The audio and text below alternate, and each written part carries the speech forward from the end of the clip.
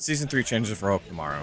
The list isn't long, but there's some hard consequences. How's it going? My name is Sammy, and today we're going to go through Hokuto's changes and how they actually impacted his gameplay in City of the Wolves. Universally, non-proximity 4-frame normals were removed, aka Preaches, Hotarus, and Hokuto's 2A are all now 5 frames. To allow for the combo to still exist, EX Flip also got an additional frame of hit stun, making it +5 to compensate. Lastly, after Air Feint, Hokuto could no longer use normals, having only access to specials after use. That's the entire list, but frankly speaking, every one of these changes hurt in a different but significant way. The 4-frame 2A was obviously great in many situations, as it forced many other characters in 0 and +1 frame advantage to be reasonably challenged by a normal if they were outside their own close A range. This was probably deemed too strong and hard to balance around, and that's why all the kids got their 2As nerfed. However, this also means that Hokuto lost the ability to reasonably enforce pressure after D-flip, because Hokuto cannot activate his close A after regular block, while every other character with a close A can, which means everyone but Ken and Chun-Li. Yeah, it's kind of wild to say, but he's outside of his own close A activation range, and no one else is. Even funnier, you're still in your own throw range, even if you're outside of your close A activation range, meaning everyone else in the cast has access to a 4-frame tool while you only have access to a 5-frame tool. You're at best trading with the majority of the cast. The main call out here for Hokuto would be using Universal High Dodge, which carries a decent reward, but is unsafe and easily punishable after block since you're nearly point blank. Funnily enough, you give Hokuto the ability to use his close A if you just defend, as it puts him closer to activate his own close A, while rev guarding D-flip pushes him further away, putting Hokuto at a +1 advantage when both players' fastest button is 5 frames. So the answer here, given other circumstances, is mainly to regular block. Most of what I said pertains to the mid screen. In the corner, D and EX Flip cannot be pushed out of Hokuto's close A range as it moves forward, even with rev guard, so JDing for chip protection or guard cancelling is preferred. Since Hokuto lost +frame EX Shurikens in Season 2, I assumed that the mini flip rework was the compensation, giving him a different way to get +frames that has far more interaction. But this change pretty much completely removes that, and that really hurts the character's strength. Losing air normals after Feint hurts quite a bit as well, and honestly I don't see much use for it anymore. Your only available cancels after Air Feint are Shuriken and Teleport, and neither pose a substantial threat, as neither provides an incredible value on hit or deter the opponent from running at them and getting underneath. To wrap it up, in Season 2, I believe I rated Hokuto higher than most people, but envisioned an aware player who knew his opponent well and provided counters efficiently. He became a much harder character to play, but honestly, played at his best, he kept much of his old power. As I mentioned in one of my previous videos, I believe he's like the anti-City of the Wolves character. He's a character that puts a lot of other characters in uncomfortable positions, but stripping his main changes from Season 2 hurts a lot, and the Air Feint change gives every player and character one less air option to worry about, giving a lot more peace of mind and way more options for counterplay versus a jumping Hokuto. While I do think the general changes were in his favor, I think the character changes hurt his stock too much, and I don't think he'll be a very picked tournament character in Season 3. While you're here and I'm huffing some hopium, I want to say that I do think that these changes were intended to make a less polarizing character before giving him other buffs. But even then, I thought he deserved a few after Season 2. His inconsistencies still exist and they really hurt his usability a fair bit. But honestly, I'll still be playing and labbing the character as I really enjoy his archetype. So if you have any more questions, feel free to ask away. Thanks for watching. I'll see you in the next one.